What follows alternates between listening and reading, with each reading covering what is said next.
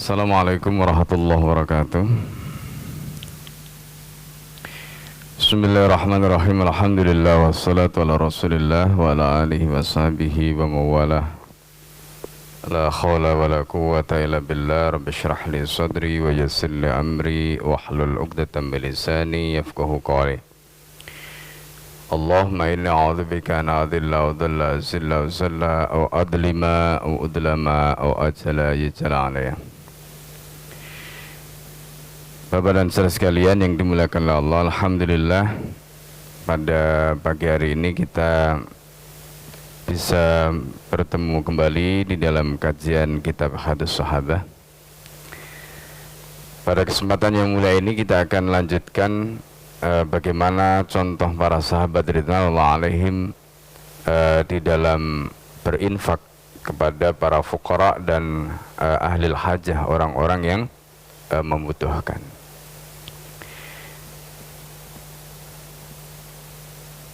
Kita akan mulai dari infaknya Abdullah ibn Umar radhiyallahu anhuma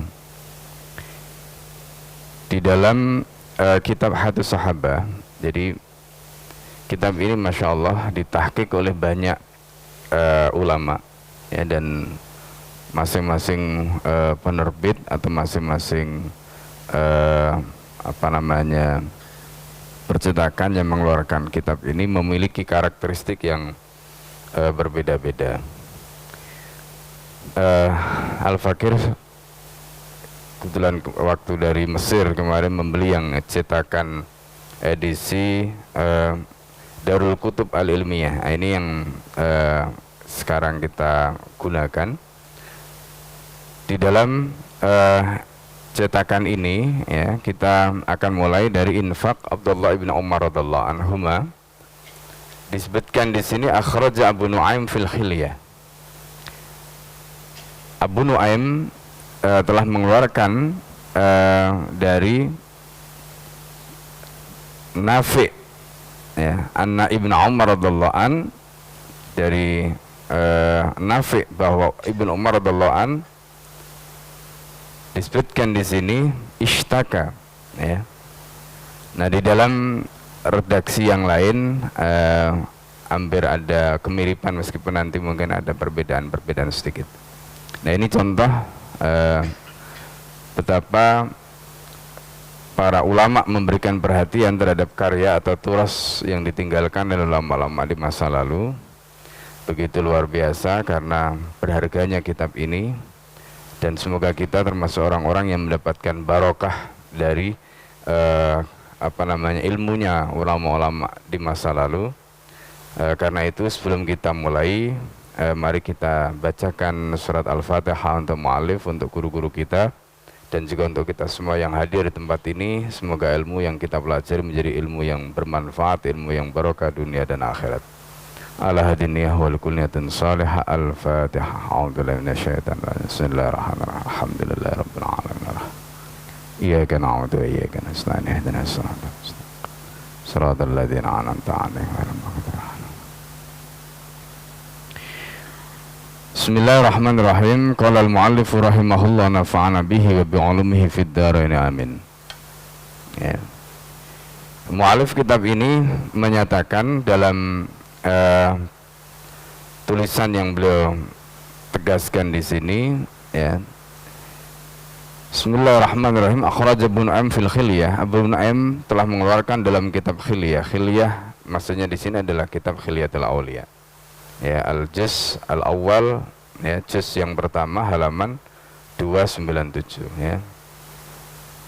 An-Nafi' dari Nafi' anna Ibnu Umar radhiyallahu anhuma, dari Nafi' bahwa Abdullah ibn Umar radhiyallahu anhuma ishtaka ya. Ishtaka dalam hal ini Abdullah ibn Umar mengeluh kenapa? Di dalam kitab yang lain disebutkan bisababil marad, karena sakit ya. Jadi beliau dalam kondisi sakit. Nah, pelajaran yang nanti bisa kita ambil dari riwayat ini adalah bagaimana infaknya Abdullah bin Umar dalam kondisi sakit. Kemudian ada orang yang memanfaatkan situasi beliau ini ya, untuk kepentingannya, tetapi masya Allah ya di sini nanti kita bisa belajar bagaimana husnudzonnya sahabat ya kepada orang lain.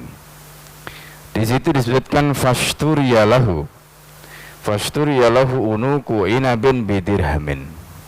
Fashturiya, maka dibelikan untuknya, untuk Abdullah bin Umar. Jadi Abdullah bin Umar sakit, biasanya orang sakit dikasih apa namanya makanan ya, dibelikan buah gitu ya.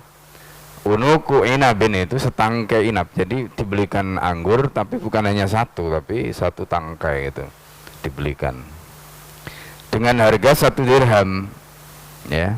Faja'a miskinun. Nah ini yang menarik, ternyata ketika beliau itu dibelikan 1 tangkai dirham tadi, kemudian tiba-tiba datang orang miskin ya. Faqala, lalu kemudian Abdullah bin Umar ini mengatakan ya kepada orang yang menunggunya itu, ya atuhu iya ya, maka kalian berikanlah setangkai anggur itu kepada orang miskin tadi. Jadi beliau itu belum nyicipi, belum megang ya, baru dibelikan, belum dimakan, belum diapa-apakan, ada orang miskin datang. Kemudian Abdullah ibnu Umar bilang, kalian berikan kepada orang itu saja. Masya Allah. Fa khalafa ilaihi insanun. Ya, di dalam apa namanya riwayat ini disebutkan fa khalafa ilaihi insanun, ay jaa, ya, artinya ada orang kemudian datang dari belakang. Ya. Jadi fashtarahu minhu bidirham. Maksudnya apa? Orang miskin tadi yang diberi oleh Abdullah bin Umar itu dengan setangkai anggurnya tadi itu kemudian dibeli orang ya, dibeli orang. Jadi kan ini datang, dikasihlah orang miskin itu setangkai anggur tadi, kemudian di belakangnya ada orang membeli apa yang diberikan oleh Abdullah bin Umar kepada orang miskin itu. Lalu apa yang terjadi? Summa ja'a ilaihi bihi. Ya, orang tadi yang membeli tadi itu datang membawa setangkai anggur tadi untuk menjenguk siapa? Abdullah ibn Umar. Faja'ahul miskin. Orang miskin itu datang lagi. Yang kedua. Fasala, kemudian orang itu minta lagi. Ya. Faqala, apa yang dilakukan oleh Abdullah bin Umar? U'tuhu iyahu, berikan setangkai anggur itu kepada orang itu. Jadi berarti dia sudah mengeluarkan berapa? 2 dinar. Ya. Sudah mengeluarkan 2 dirham. Jadi yang pertama tadi 1 dirham, yang kedua 1 dirham lagi. Fa khalafa ila insanun, kemudian datang orang dari belakangnya lagi seperti tadi, membeli lagi dari orang itu dengan harga 1 dirham. Jadi orang miskin ini dapat berapa? Ya, sudah dapat paling tidak dari riwayat tadi 2 dirham. Ya kan, karena pekerjaan itu atau perbuatan tadi diulang berapa? 2 kali. Sumaja abihi ilahi, lalu orang tadi itu datang membawa setangkai anggur tadi kepada Abdullah bin Umar. Ja'ahul miskin, faja'ahul miskin. Orang miskin itu datang lagi. Ya. Yas'alu, minta lagi. Faqala, lalu Abdullah bin Umar ini mengatakan lagi, "Utuhu iyahu." Berikanlah setangkai anggur itu kepada orang itu. Summa khalafa ilaihi insanun. Datang lagi, ada orang lagi membeli dari belakang, fashtarahu minhu bidirhamin.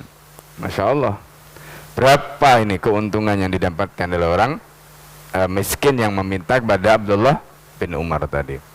Farada ayyarji'a, ya, dia ingin kembali, famuni'a, kemudian akhirnya dihalangi. Maksudnya, coba bayangkan, ini Abdullah bin Umar, ada orang membawa buah, dikasihkan. Ada orang lain datang beli, dikasihkan kepada Abdullah bin Umar, dikasihkan lagi pada orang miskin itu. Nah, ini berulang kali sampai disebutkan dalam riwayat ini walau alima Ibnu Umar bidzalika al unkudu madaqahu ande kada, ya. Lau alima Ibnu Umar bidzalikal unqudi madaqahu. Jadi kalau seandainya dia mengetahui, ya, bidzalika dengan tindakan tadi al unqud terhadap apa? Setangkai anggur tadi itu madaqahu, maka pasti Abdullah bin Umar enggak pernah merasakan anggur tadi karena diputar-putar terus, ya kan? Coba bayangkan orang sakit pengen mencicipi apa namanya buah, ini enggak merasakan apa-apa, dikasihkan pada orang lain ini yang double-nya ini ya. Ini jadi kadang kita lihat dari cerita tadi, ternyata di zaman dulu pun ada begitu gitu. Itu tabiat manusia, ya, tabiat manusia itu terjadi di sepanjang zaman, ya. Nah, apa pelajaran yang bisa kita ambil dari sini? Pertama, kalau kita perhatikan dalam riwayat tadi, yang pasti itu adalah bagaimana Abdullah ibnu Umar sanggup untuk mendahulukan, ya kan, orang yang meminta. Ya, kalau dihitung apakah orang sakit itu butuh apa tidak, ya relatif, ya kan. Apalagi kalau kita bicara dalam konteks buah anggur tadi itu kan bukan sesuatu yang mendesak sebenarnya itu. Nah, tapi menariknya adalah beliau sanggup mengorbankan, karena dalam riwayat yang lain disebutkan istaha itu berarti Abdullah bin Umar sebenarnya pengen anggur itu, makanya dibelikan anggur. Tapi giliran anggur itu sudah sampai, kemudian ada orang lain yang meminta, beliau bisa menangguhkan keinginannya dan memberikan itu kepada orang lain. Itu yang disebutkan dalam Al-Quran, wa yu'siruna ala anfusihim walau kana bihim khassasah. Nah, ini wa yu'siruna ala anfusihim, mereka mendahulukan kepentingan orang lain atas dirinya walau kana bihim khassasah, sekalipun sebenarnya mereka itu menginginkan, sekalipun mereka itu membutuhkan. Jadi ini pelajaran berharganya di situ. Ya, yang pertama tadi adalah pelajaran tentang apa? Itsar. Nah, itsar itu adalah akhlak. Ya, mendahulukan orang lain itu akhlak. Ya, ini pelajaran.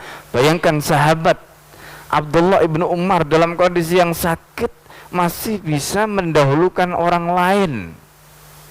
Ya, meskipun beliau tadi menginginkan itu, tapi ketika ada orang miskin yang lebih membutuhkan, ternyata beliau sanggup berikan itu. Padahal orang sakit, kalau kita bicara logika kebutuhan, boleh jadi mungkin dia juga membutuhkan, ya.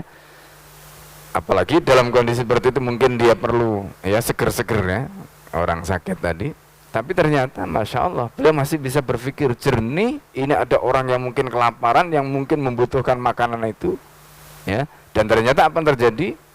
Orang miskin tadi, kalau kita baca riwayat tadi, ya boleh jadi mungkin dia dablek satu, atau boleh jadi mungkin dia butuh makanan yang menjadi makanan pokok. Anggur itu kan bukan makanan pokok. Lalu dia melakukan sesuatu untuk mendapatkan uang cash gitu, ya kan. Yang pertama ketika diberi, kemudian dia jual pada orang lain, atau ada orang lain yang membeli, lalu kemudian dia datang lagi.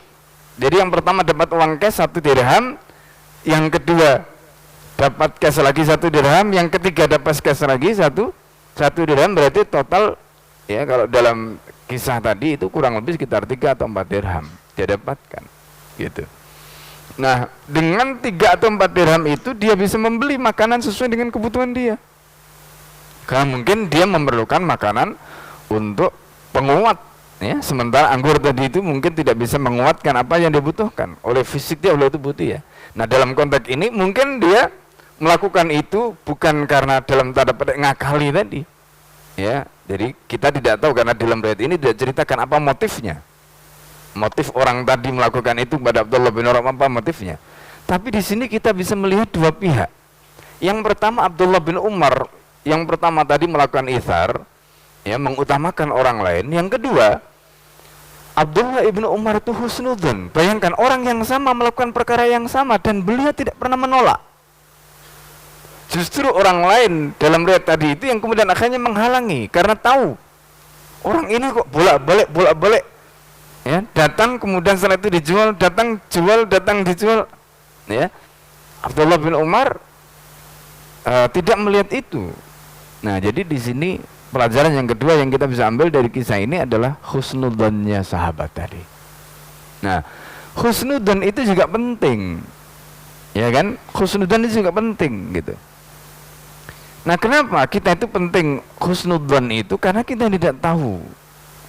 Di dalam hadis Rasulullah SAW, Rasulullah SAW menyatakan, nahnu qaumun, kita ini kaum, nahkum bidzawahir, kita ini hanya bisa menghukumi yang zahirnya saja.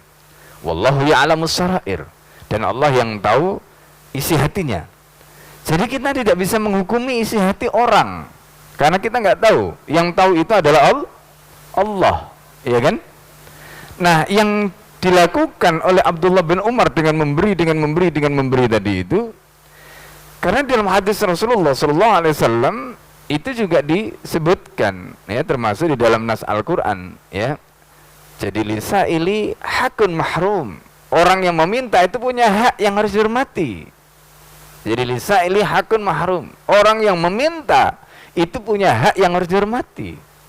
Jadi meskipun dia meminta, bahkan dalam riwayat yang lain disebutkan, ya, walau ala, ya, raqibin, meskipun dia itu mungkin meminta, pada saat dia meminta itu mungkin dia membawa tunggangan atau apa. Kadang-kadang kan, ya, seperti ada kisah, ya, mungkin ada yang lihat video itu. Ada yang lihat video.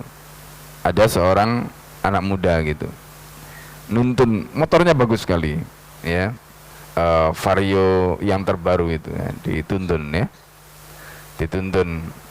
Kemudian ditanya sama orang jual bensin eceran, ya, karena dia itu mau ngisi bensin ke apa namanya SPBU, dia nggak bawa duit, ya kan, dia nggak bawa duit, padahal motornya bagus, motornya baru, nggak bawa duit.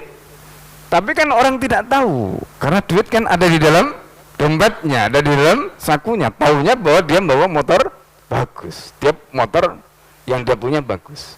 Lalu nggak ada yang bertanya, dia juga mau minta, malu yang motornya bagus, ya kan? Nah, ada seorang penjual bensin eceran yang peka, ini orang miskin, ya kan, jual bensin eceran, dia peka. Lalu si bapak tua ini bertanya, Mas, kenapa motornya dituntun gitu? Barulah di situ akhirnya dia cerita, Pak, saya tadi itu mau ngisi bensin di SPBU, tapi nggak bawa duit. Coba bayangkan, ya kan? Kalau kita suudon, ya kan, suudon, wah ini motornya bagus, atau misalnya kebetulan lah naik Mercy gitu, ya, mungkin dompetnya ketinggalan gitu kan, pas mau bayar tol nggak bawa kartu, nggak ada duit, ya. Jangan dikira mungkin juga yang naik Mercy gaptek, ya kan. Nah, dalam situasi seperti itu, coba apa yang terpikir dalam benak kita? Kalau orang itu pikirannya suudon, jangan-jangan dia nipu, wong mobilnya gak begitu kok, gitu. Apa yang terjadi dalam kasus anak tadi atau pemuda tadi? Ketika ada dialog, disitulah baru ketahuan. Si tukang penjual bensin tadi mengatakan, ya sudah, kalau kamu nggak bawa duit, isi saja motormu di sini supaya bisa jalan. Benar Pak, benar, nggak apa-apa. Bapak percaya. Kalau saya nipu gimana? Itu urusan kamu sama Allah, katanya. Subhanallah. Ini bapak penjual bensin eceran, ya. Rumah saya jauh loh Pak. Iya nggak apa-apa. Nggak perlu tinggal apa-apa, nggak apa-apa. Coba bayangkan. Ini karena apa? Husnudzan. Ya. Bapak penjual bensin tadi husnudzan kepada anak muda yang nuntun motor tadi. Akhirnya diisi. Kata pemuda itu, Pak, saya isi seliter saja, nanti takut kalau saya nggak kembali Bapak rugi banyak. Oh enggak, kamu cukupnya berapa? 2 liter Pak. Ya sudah, kamu isi 2 liter. Terus kapan sambayarnya? Terserah, kata dia. Masya Allah, ada orang yang seperti itu dimulai dari apa? Husnudzan. Tapi dampak dari husnudzon itu apa? Orang tadi itu yang asalnya nuntun kan bingung dia. Bayangkan rumahnya jauh. Kalau dia harus nuntun sampai ke rumahnya, nggak ada orang yang husnudzon pada dia, nggak akan ada orang yang menolong dia. Nah, di sini pentingnya kita itu husnudzon, sehingga orang lain yang membutuhkan tadi akhirnya dia bisa tertolong karena ada orang yang husnudzon kepada dia, sehingga akhirnya orang itu percaya. Nah, jadi ini gambaran yang bisa kita pelajari dari kehidupan sahabat tadi. Maka pentingnya kita itu husnudzon di situ. Itu pelajaran kedua. Jadi yang pertama tadi istar, bagaimana Abdullah bin Umar ini mendahulukan orang lain. Kemudian yang kedua, pelajaran yang bisa kita ambil adalah husnudzon beliau kepada orang miskin tadi, sehingga orang miskin itu akhirnya mendapatkan ya apa yang mungkin dia butuhkan. Soal urusan dia nipu, soal urusan dia beling nakal kepada Abdullah bin Umar, urusan dia sama Allah. Ya kan, urusan dia sama Allah. Nah, kita itu kadang-kadang begitu. Karena kita itu ribet, ya. Misalnya mau infak, mau apa, itu infaknya belum tanyanya itu udah setengah mati, gitu. Akhirnya apa? Nggak jadi infak. Ya kan? Jadi ribet berpikirnya itu menghalangi dia melakukan amal soleh. Padahal simple sebenarnya urusannya. Sudah, kamu amal soleh, kamu infak kan urusan akuntabilitas, urusan macam-macam, urusan dia sama Allah. Dia mau nipu, urusan dia sama Allah. Urusan saya, urusan infak, gitu. Kalau berpikirnya begitu, selesai. Ya kan? Berpikirnya seperti itu, masing-masing akan mendapatkan apa yang dia lakukan. Gitu loh. Masing-masing akan mendapatkan apa yang dia lakukan. Yang infak dapat pahalanya infak. Kalau seandainya yang menerima tadi itu melakukan keculasan atau kecurangan atau mungkin yang lain, dia juga akan mendapatkan apa yang menjadi amal dia. Udah selesai urusannya. Itu simple. Kalau kita berpikir seperti Abdullah bin Umar tadi itu, simple. Nah, ini contoh pelajaran yang bisa kita ambil gitu. Ya, pelajaran yang bisa kita ambil. Nah, oleh karena itu, ya Bapak Ibu dan saudara sekalian yang dimuliakan Allah, ini pelajaran yang pertama ya dari kisah Abdullah bin Umar tadi. Nah, di bagian yang terakhir tadi, ketika ada yang tahu apa yang dilakukan terhadap Abdullah bin Umar seperti itu, lalu kemudian ada menghalangi, itu juga bagian sisi lain. Jadi misalnya ada orang yang tahu, kemudian ketika orang miskin tadi melakukan itu berulang-ulang, ya kemudian di bagian akhir tadi setelah kesekian lalu kemudian dihalangi dan sebagainya tadi, itu juga bagian lain. Karena ya mungkin kasihan pada Abdullah bin Umar, atau mungkin dia ingin meluruskan keadaan yang khawatir nanti ini jadi masalah. Itu perkara lain. Nah, ini berlaku hadis yang lain. Ya, misalnya Rasulullah SAW menyatakan, man ra'a min munkaran falyughayyirhu biyadihi. Kalau dia tahu bahwa itu memang nggak benar, silakan dirubah dengan tangannya. Wa malam stati fabilisani, kalau tidak mampu dengan tangannya silakan mengubah dengan lisannya, ya. Wa malam stati fabiqalbi, kalau tidak mampu ya dengan hatinya, yaitu ingkarul qalbi, bagaimana hatinya itu mengingkari tindakan seperti itu. Nah, ini di bagian yang terakhir tadi. Jadi masing-masing mendapatkan pahala sesuai dengan amalnya masing-masing. Kemudian di dalam riwayat berikutnya, itu disebutkan, yaitu riwayat ya dari Nafi', ya, riwayat dari Nafi', sama masih dalam kaitannya dengan Abdullah bin Umar. Ya, di dalam kitab ini dijadikan satu, tapi di dalam kitab yang lain itu dipisah. Nah, hadis Nafi' min wajhin akhar fi dzalika. Kalau dalam riwayat yang disebutkan dalam terbitan kitab ini, tidak dijadikan satu bab tersendiri. Wa haraja aidan min tariqi akhar. Ya, dan dalam riwayat yang lain dikeluarkan, ya, dari Nafi' tadi melalui, jadi Abu Nuaim, ya, dari Nafi', ya, melalui jalur yang lain, anak Ibnu Umar radhiyallahu anhuma, Abdullah bin Umar radhiyallahu anhuma. Kenapa di situ dhamirnya atau kata gantinya itu dua? Karena merujuk kepada Abdullah dan Umar. Abdullah ini putranya Sayyidina Umar, kemudian Umar sendiri, dan dua-duanya adalah sahabat. Ya, makanya kemudian disebutkan radhiyallahu anhuma. Nah, ini radhiyallahu anhuma. Semoga Allah memberikan keridhaan pada keduanya, kepada Abdullah dan juga kepada Umar. Ishtaha inaban. Nah, ini yang tadi Al-Fakir sampaikan. Jadi kalau dalam riwayat yang pertama tadi tidak ada kata ishtaha, tidak ada kata ingin, menginginkan. Dia itu pengen, dalam kondisi sakit pengen anggur gitu. Ya. Nah, kalau riwayat yang kedua ini disebutkan ada, memang Abdullah bin Umar itu pengen anggur, maka kemudian fasturia dibelikan. Itu, ya. Wa huwa maridun, ketika itu beliau sakit. Kalau dalam riwayat yang pertama tadi disebutkan istaka. Nah, makanya tadi kita sebutkan dalam riwayat yang lain itu dalam kondisi sakit. Fasturiyat lahu unudan, ya. Unku dan bidirham. Kemudian dibelikan, beliau itu dibelikan apa? Dibelikan setangkai anggur tadi itu. Ya, kalau di dalam riwayat ini tidak disebutkan inapnya, tapi dia karena dalam riwayat sebelumnya tadi ada kata inap, maka ini konteksnya adalah unku dan ya min ainabin. Ya, jadi satu tangkai dari inap tadi atau anggur. Bidirham dengan harga 1 dirham. Nah, dalam riwayat ini disebutkan ya. Kemudian kalau di sini dengan menggunakan fastaraitu lahu, bukan fasturia. Kalau tadi fasturia, fastaraitu lahu unku dan bidirham. Faji'tu bi fawada'tuhu fi yadihi. Aku, kata perawi hadis ini, ya Tariq Nafi' maksudnya, ya. Itu menyatakan aku membawa setangkai anggur itu fawada'tuhu fi yadihi. Aku taruh anggur itu di tangan Abdullah bin Umar.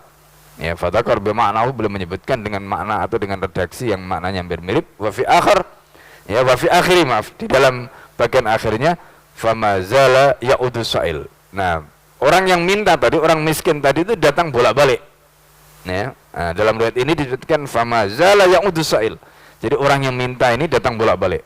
Wa ya'muru bitaf'ilihi, dan Abdullah bin Umar begitu orang itu datang merintahkan untuk memberikan kepada dia. Hatta qultu li sa'il, sehingga aku mengatakan pada as-sa'il. Nah, di dalam riwayat ini disebutkan yang apa namanya tahu peristiwanya itu adalah Nafi'.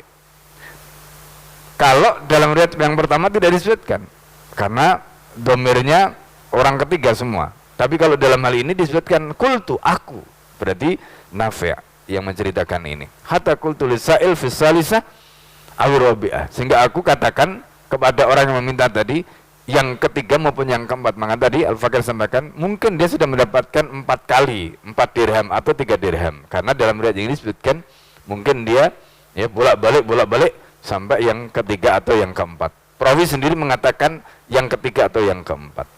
Sampai kemudian yang keempat, perawi ini mengatakan wayhak. Nah, ini yang tidak disebutkan dalam riwayat yang pertama. Wayhak itu kalau dalam bahasa Arab itu seperti kalau kita itu misuh, ya, orang Jawa bilang misuh, tahu misuh ya. Misuh itu mengumpat dengan kata-kata nggak baik. Pisuannya orang Arab itu wailak. Nah, itu. Ya, itu orang Arab kalau misuh. Wailak. Nah, itu maksudnya ya seperti orang kita lah kalau misuh ya, kalau ngomong itu. Kamu ini, nah, ya, matastahi, kamu nggak malu kah? Ya, kamu nggak malu kah? Ya. Ini yang perawi ini mengatakan begitu kepada orang yang minta tadi, kamu nggak malu, ya. Nah, ini jadi beliau menyatakan seperti itu karena melihat adegan tadi, ya, karena melihat adegan tadi. Dan Abdullah bin Umar kan posisinya sedang sakit, ya, sedang sakit, dan kemudian belum melakukan apa yang menjadi sesuatu yang harus beliau lakukan. Sementara orang ini kan, orang yang meminta ini, kalau dalam riwayat ini berarti bisa jadi memang dandablek, ya kan, apa namanya, sengaja melakukan itu.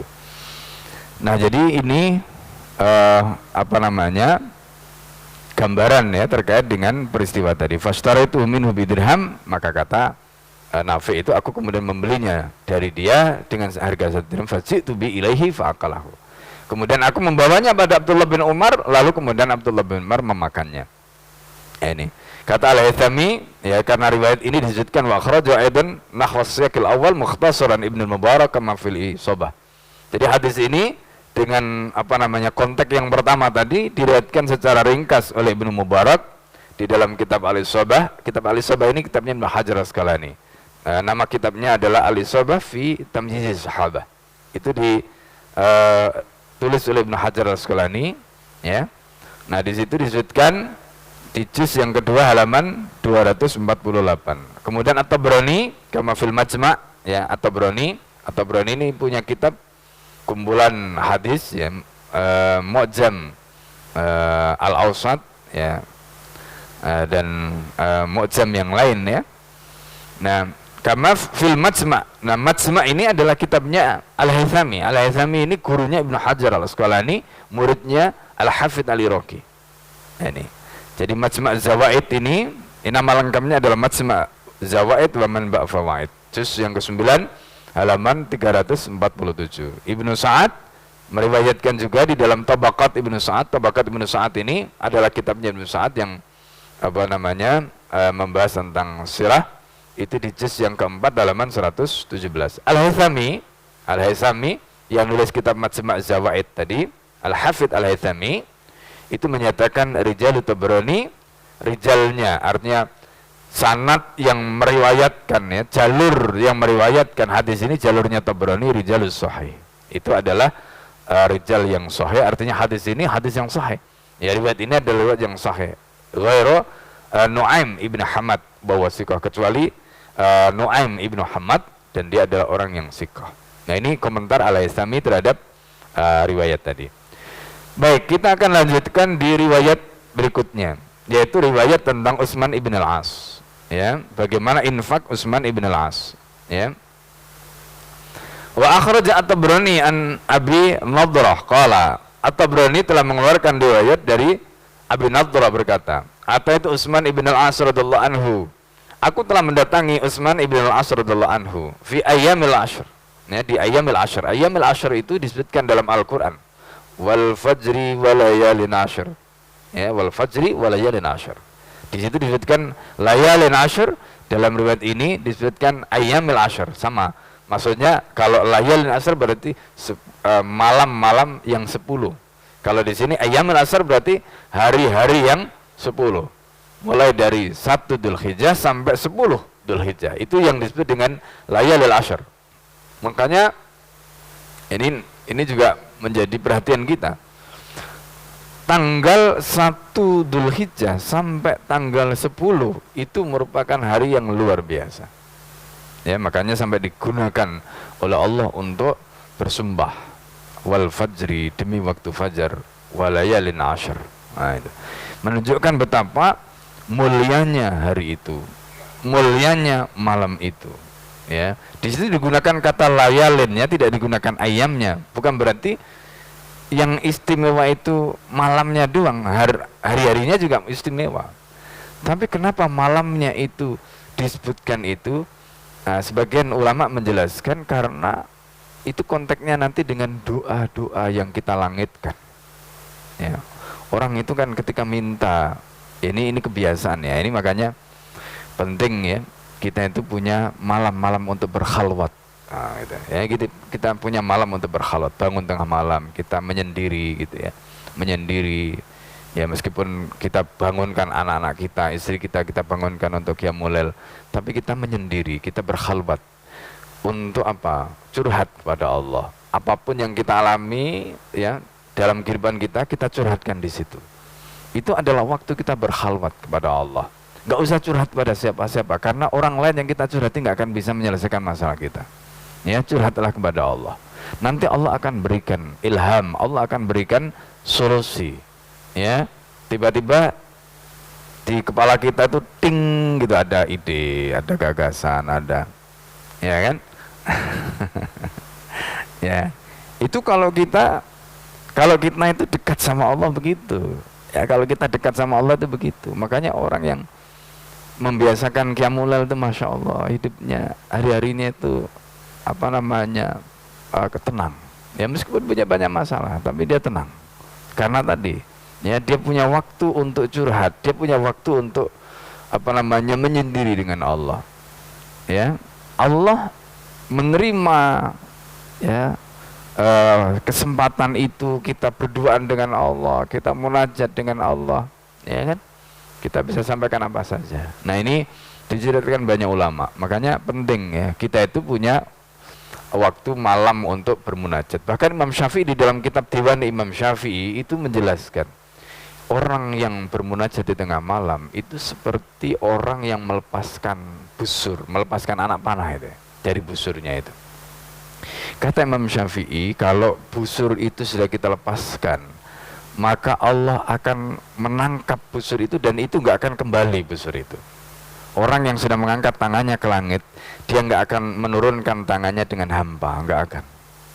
Orang yang sudah mengangkat tangannya ke langit, ketika menurunkan itu pasti akan diijabah oleh Allah. Nah, ini kata Imam Syafi'i, itu soal timing saja. Ketika anak panah tadi itu sudah ditangkap oleh Allah, maknanya doa kita itu sudah kita langitkan, kemudian oleh Allah sudah ditangkap doa kita. Itu tinggal terserah Allah, nanti Allah kapan mau realisasikan. Nah, itu timing. Ya, itu timing. Cuma kita itu pengennya cepet, ya kan? Timingnya tuh ya Allah kalau bisa besok atau sekarang gitu. Ini karena ada orang lagi nagih, ya kan? Tagihannya sudah datang, kalau bisa besok atau sekarang gitu. Kita maunya begitu kan? Lah memangnya siapa kita mau dikte Allah ya? Nah, ini Allah nggak bisa kita dikte, terserah Allah, ya kan? Terserah Allah, gitu loh. Nah, di situ kata Al-Hafidh Ibn Al-Jazi di dalam kitabnya Sayyidul Khatir, itu beliau mengatakan, yang sering kali membuat doa itu nggak diijabah itu justru kita sendiri. Coba bayangkan, ini kan busurnya sudah ditangkap sama Allah, doanya itu sudah digenggam sama Allah, tinggal Allah realisasikan, terserah Allah. Kalau Allah melihat kita sudah pantas diberi, dikasih sama Allah. Kalau kita belum pantas dikasih, nggak dikasih sama Allah, itu enggak sampai kamu siap tak kasih. Sebab nanti kalau tak kasih, ini jadi kurang ajar nanti. Oh iya, itu ada ayatnya. Dalam Al-Quran Allah mengatakan, "Lau basatallahu rizqa li ibadihi labaghaw fil ardi." Kalau seandainya Allah itu kasih rizki itu sesuai dengan orang yang minta itu, semua dikasih, oh kurang ajar nanti kata Allah. Labaghaw fil ardi. Walakin kata Allah, yunazzilu biqadari ma yasha. Allah turunkan dengan kadar yang Allah kendaki. Jadi kan terserah Allah. Nah, makanya timingnya itu Allah yang paling tahu, dan Allah melihat timingnya kapan dikasih sesuai dengan kesiapan kita, gitu loh. Sesuai dengan kesiapan kita. Nah, di situ maka kita itu sambil berdoa memantaskan diri supaya dikasih sama Allah. Itu mantaskan diri, bersihkan hatinya dibersihkan. Itu yang paling penting. Hatinya dibersihkan supaya Allah menyegerakan apa yang kita minta, gitu loh. Minta tapi hatinya masih kotor, ya kan?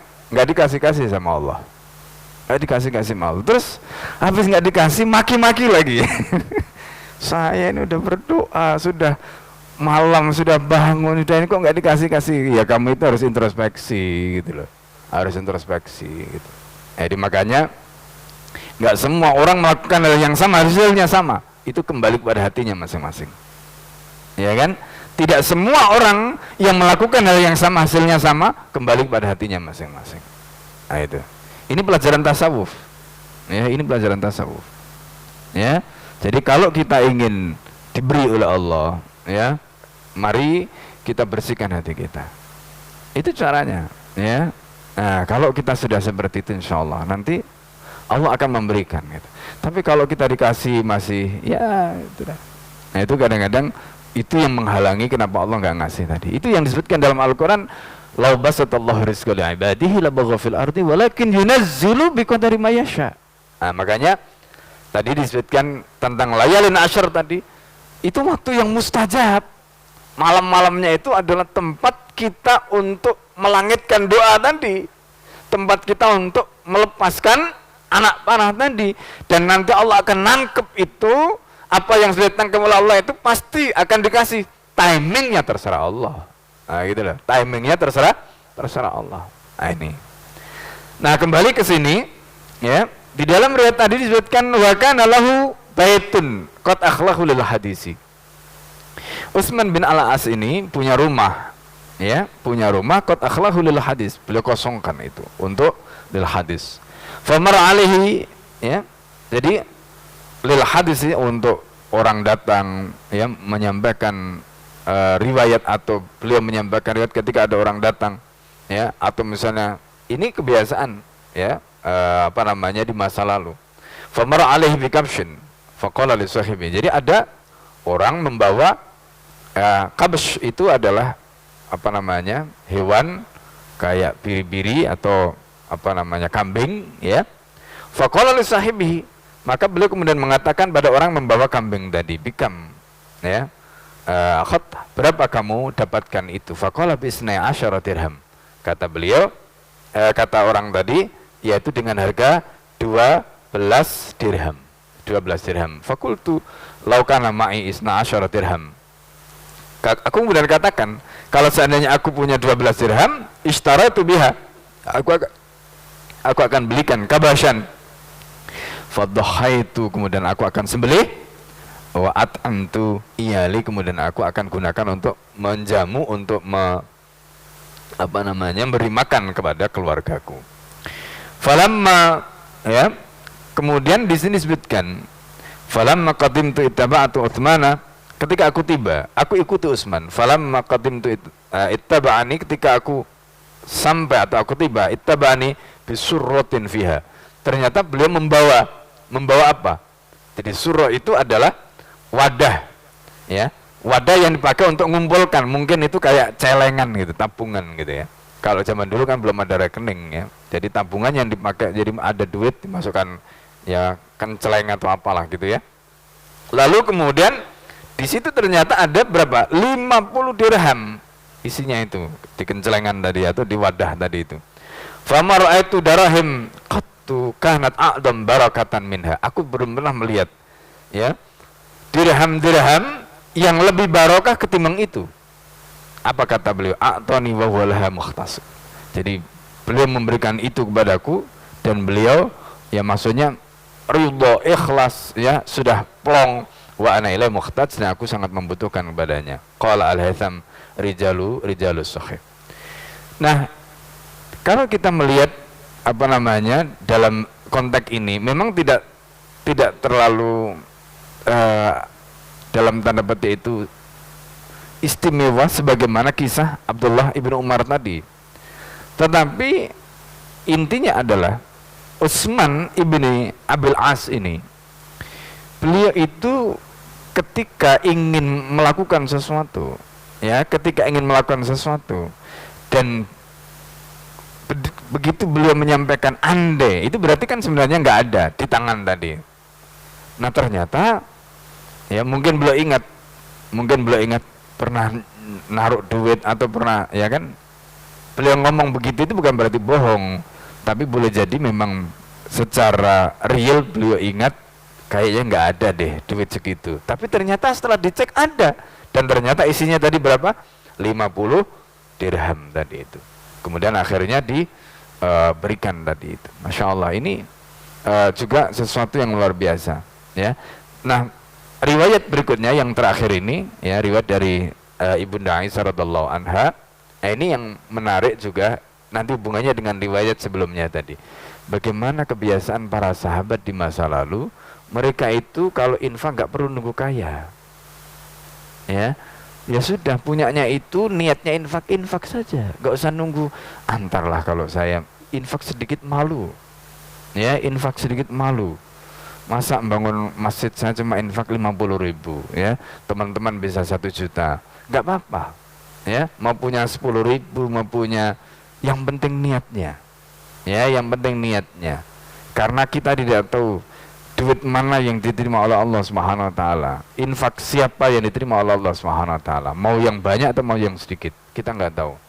Nah, di sini ada riwayat yang menarik dari Aisyah, Ibunda Aisyah radhiyallahu anha. Infaqu Aisyah radhiyallahu anha, infaknya Sayyidah Aisyah radhiyallahu anha. Akhraja Malik fil Muwatta, Imam Malik telah mengeluarkan riwayat di dalam kitab Al-Muwatta, ya, safhah 390, jadi halaman 390. Annahu balaghahu an Aisyah zaujin Nabi sallallahu alaihi wasallam. Jadi telah sampai kepada beliau dari Aisyah zaujin Nabi, istri Nabi sallallahu alaihi wasallam radhiyallahu anha, anna miskinan salah, ada seorang miskin yang datang pada Aisyah. Ketika itu waya saima, ibunda Aisyah ini sedang puasa. Walaisa fi baitiha illa raghifun. Beliau itu puasa, di rumahnya itu tidak ada apa-apa. Ya, sebagaimana kebiasaan rumahnya Rasulullah. Di rumah itu nggak ada apa-apa. Di rumah ibunda Aisyah itu cuma ada sepotong roti. Coba. Di rumah ibunda Aisyah itu cuma ada sepotong roti. Faqalat li maulatin laha. Kemudian ibunda Aisyah itu berkata kepada pembantu atau budaknya. Apa katanya? Atiha iyahu. Kamu berikan, ya, kamu berikan kepada orang itu apa? Roghif tadi, sepotong roti tadi. Padahal beliau itu cuma punyanya segitu. Faqalat, lalu budak tadi mengatakan kepada ibunda Aisyah, laisa aliki ma tuftirina alaih.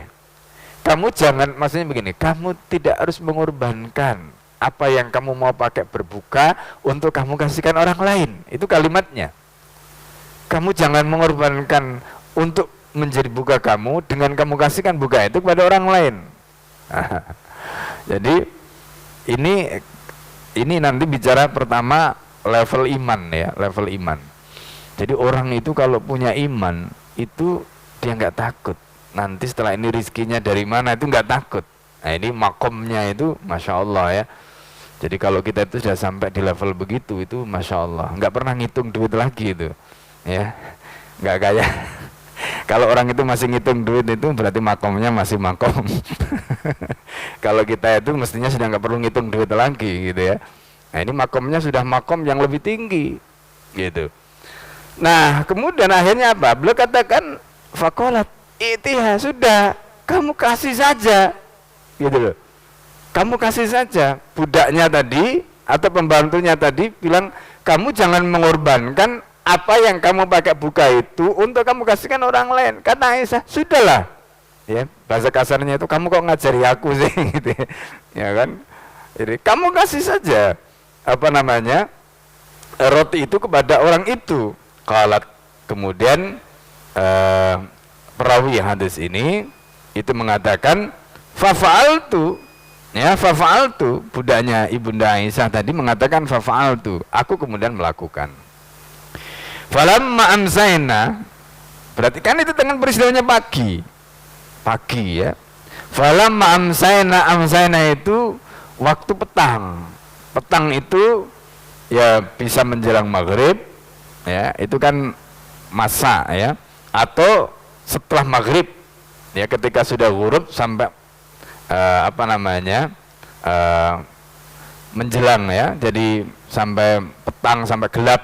Nah ini, ya, kadang-kadang orang itu menyebut masa, ya, itu sampai pokoknya waktu gelap itu, ya. Al-lail itu kalau sudah gelap, atau ada yang menyebutkan lail itu biasanya jadi naharon, lailan wa naharon. Jadi nahar itu berarti mulai terbit matahari sampai ghurub, lailan itu mulai ghurub sampai terbit matahari, itu lail, semua lail. Nah masa itu adalah waktu permulaan, ya, waktu permulaan malam tadi.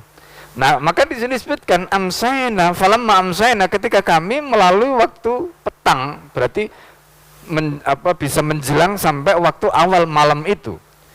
Tiba-tiba apa?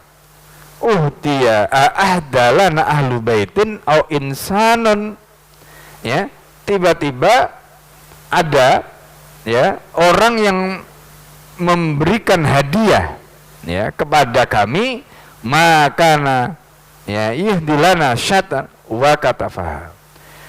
Jadi beliau itu paginya ngasih hadiah roti, petangnya itu ada orang ngasih hadiah kambing. Nah coba, ya kan, ini paginya ngasih roti, petangnya dapat kambing dengan wakatafaha. Katafaha itu maksudnya dibungkus, artinya bukan kambing saja. Di situ berarti sudah ada mungkin makanan pendampingnya, ya, bukan hanya kambing saja. tapi juga yang lain. Kemudian fada'ani Aisyah. Aisyah memanggilku radhiyallahu anha, faqalat, ya, kalimah hada, kamu makan ini, kalimin hada, kamu makan ini, hada khairun min kurasik. Ini ya lebih baik daripada kuras itu adalah jamak dari kursah, ya, atau kirs itu potongan-potongan roti tadi. Kan tadi sepotong roti yang dikasihkan. Ini lebih baik daripada potongan roti yang tadi kamu berikan. Kamu makan ini. Masya Allah. Kemudian dalam riwayat yang lain disebutkan qala Malik balaghani anna miskinan istata'ama Aisyah. Ini riwayat yang lain. Ya. Jadi riwayat yang pertama tadi Ibunda Aisyah memberikan satu roti dibalas oleh Allah. Nah, ini makom. Ya, makom. Kita juga pernah membacakan di majelis ini kisah bagaimana Sayyidina Ali. Sayyidina Ali itu ada orang miskin datang pada beliau minta dikasih. Yang dikasihkan apa? Duit untuk belanja istrinya, Ibunda atau Sayyidah Fatimah. Ya. Sayyidah Fatimah bingung. Gitu. Ini untuk apa namanya? Makan kita hari ini. Kata Sayyidina Hasan, Abi memerintahkan begitu, dikasih. Kasihlah. Kemudian setelah itu ada orang datang membawa unta. Ditanya, untamu berapa? Ya, aku beli ya dengan harga segini. Dibeli tapi belum dibayar, membayarnya mundur. Nah, ini nanti jadi pelajaran bagi kita. Boleh nggak kita beli, kita sudah akad tapi belum kita bayar, lalu barang yang kita beli kita jual pada orang lain? Jawabannya boleh, karena jual beli itu sudah sah. Ya, dijuallah unta tadi oleh Sayyidina Ali dengan harga berlipat. Nah, sehingga ketika dijual dengan harga berlipat, dibayarlah kepada yang punya unta tadi, beliau mendapatkan keuntungan lebih banyak ketimbang apa yang diberikan oleh beliau diambil dari uang, ya, yang dipakai untuk belanja istrinya tadi. Diberikan kepada istrinya dan mengatakan, inilah yang dijanjikan oleh Allah, ketika kamu berinfak maka kamu akan dibalas 10 kali lipat. Itu makom, ya, makom, level keimanan yang kita bisa baca atau kita bisa pelajari dari riwayat para sahabat tadi. Nah, dalam riwayat yang terakhir ini disebutkan qala Malik balaghani anna miskinan, ada seorang miskin istata'ama Aisyah, minta makan pada Aisyah, ya, zaujan Nabi SAW, wa baina yadaiha inabun. Nah, dalam riwayat ini disebutkan di tangan, di depan Ibunda Aisyah itu ada inab. Inab itu anggur tapi cuma satu buah, gini, satu buah anggur, bukan banyak. Inab cuma satu.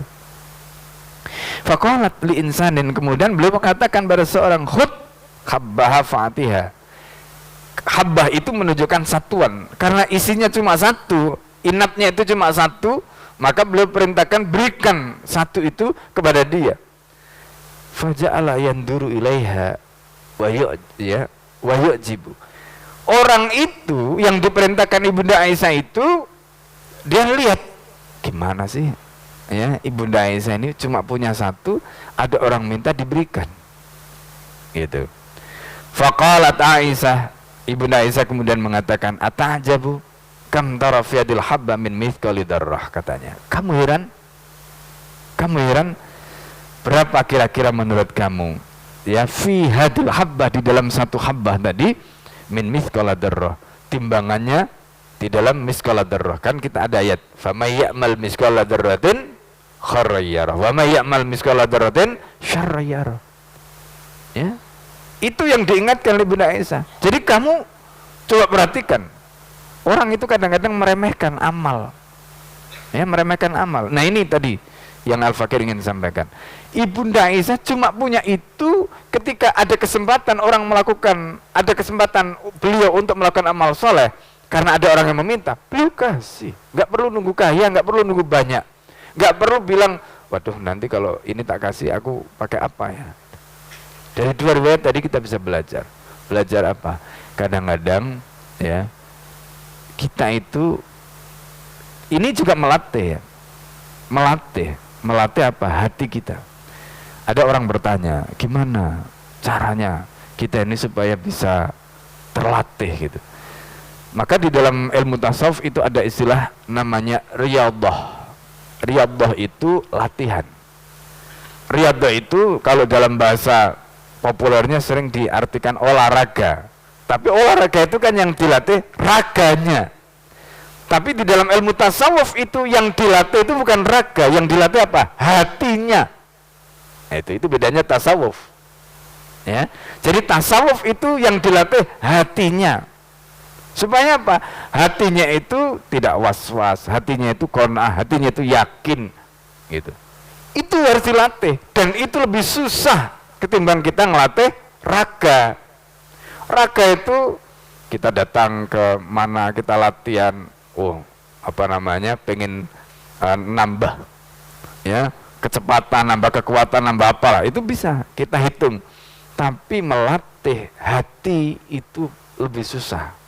Nah, disinilah maka kemudian kalau guru-guru kami ya, ulama-ulama di masa lalu itu mereka itu melatih santri-santrinya, murid-muridnya itu dengan latihan-latihan yang kadang-kadang nggak kita duga. Ya, nah ini nanti banyak kisah lah di yang insya Allah ya, kapan-kapan nanti.